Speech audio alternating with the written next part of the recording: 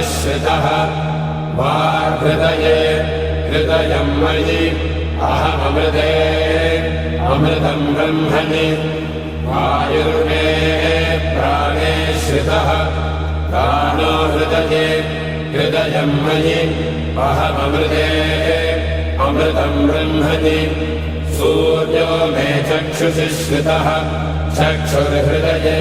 हृदयं मयि अहममृते अमृतं ब्रह्मणि चन्द्रमा मे मनसि श्रितः मनो हृदये हृदयं मयि अहममृते अमृतं ब्रह्मणि दिशो मे श्रोत्रे श्रिताः श्रोत्रगुं हृदये हृदयं मयि अहममृते अमृतं ब्रह्मणि आपो मे रेतसि श्रिताः रेतो हृदये हृदयं मयि अहममृते अमृतं ब्रह्मणि पृथिवी मे शरीरे श्रिताः शरीरगुं हृदये हृदयं मयि अहममृते अमृतं ब्रह्मणि ओषधिवनस्पतयो मे लोमसु श्रिताः लोमानि हृदये हृदयं मयि अहममृते अमृतं ब्रह्मणि इन्द्रो मे बले श्रितः बर्हगुं हृदये हृदयं मयि अहममृते अमृतं ब्रह्मणि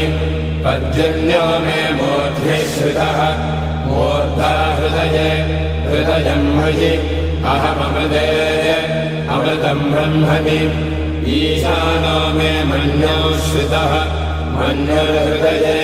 हृदयं मयि अहममृते अमृतं ब्रह्मणि आत्मा मनात्मनि श्रितः आत्मा हृदये हृदयं मयि अहममृते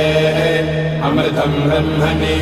पुनर्महात्मा पुनरायुरागात् पुनर्धानः पुनरागोतमागात् वैश्वानरो रश्मिभिर्वावृधानः अन्तस्तिष्ठत्वमृतस्य गोपाः ॐ अस्य श्रीरुद्राध्याय प्रश्नमहामन्त्रस्य अघोरऋषिः अनुष्टुप्छन्दः सङ्घर्षणमोद्यस्वरूपो योऽसावादित्यः परमपुरुषस्य एष रुद्रो देवता नमः शिवायेति बीजम् शिवधरायेति शक्तिः महादेवायेति कीलकम्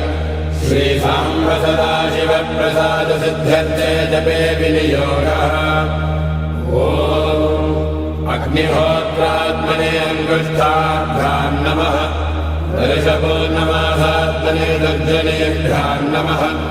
चातुर्मास्यात्मने मध्यमाभ्यां नमः निरोधमशुबन्धात्मने अनामिकाभ्यां नमः ज्योतिष्ठोमात्मने कनिष्ठिकाभ्यां नमः सर्वकृत्वात्मने करतलकरपृष्ठाभ्यां नमः अग्निहोत्रात्मने हृदयाय नमः दर्शपूर्णमासात्मने शिरसे स्वाहा